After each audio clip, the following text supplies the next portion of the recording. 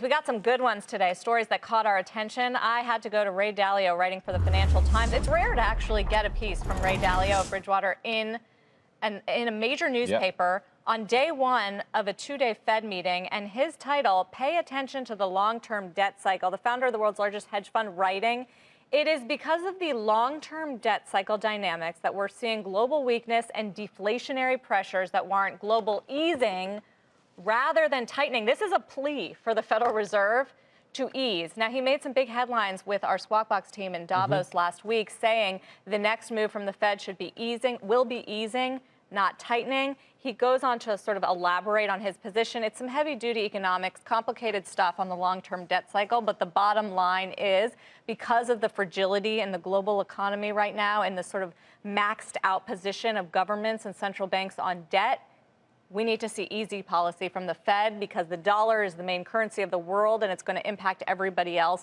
Yep. And I guess his hope here would be that not only investors read it, but the Federal Reserve pays attention as well. Yeah, there's another crucial point he makes, though. He says our whole allocation system is driven by spreads, so that when they are large, QE works better than when they are small. Oh, you're getting into the complicated stuff. Yeah, but this is such an important point, because QE, whether it's worked or not, was way more effective 6 years ago. It was way more effective for the US, who had first mover advantage, than it was for Europe or Japan. And we mentioned this earlier. Look at where spreads are in Japanese bonds, yields are on those bonds, on German bonds. They're so low. If we do get more action from those central banks, it has much, much less effect. So in that essence, maybe the Fed's right to continue to tighten, because it's got little room to ease compared to where it did.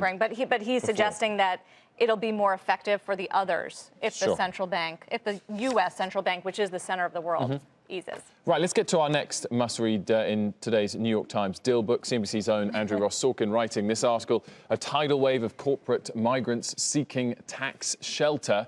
Of course, it comes off this deal yesterday between Johnson and Tyco. And Andrew also joins us live from New York now. Andrew, good morning to you. Hey, guys. A cameo and a must-read. It's nice to see you.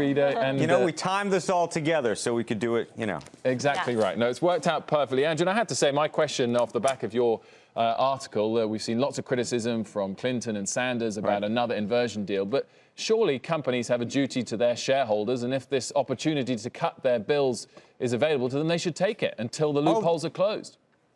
You said it, I didn't. That's exactly right. Ultimately, they're going to do what's in the best interest of their shareholders. That's what capitalism, in large part, is about, though I know some people will debate that point. And the question, of course, is when is Washington going to wake up and not just have politicians spewing rhetoric, but actually decide to do something? And when I say do something, I don't mean, you know, bar the gates. The question is, when do we actually get tax reform policy that makes it attractive to be an American company in America? And that's the long-term issue. And the question is, when do we get there, and how many more of these type of transactions do we have to see before this thing gets fixed? And I will say, what I spent my time yesterday looking at was all of the benefits that Johnson Controls has gotten over the past 2 decades, including the bailout of the auto industry before 2008. And the point there wasn't specifically to shame Johnson Controls and say, you know, you're not being patriotic, which they aren't being. But the larger point was to shame Washington into saying, you know, we're just giving away money left and right, and we're getting nothing for it if we're not fixing the system. And that's what this column is supposed to be about.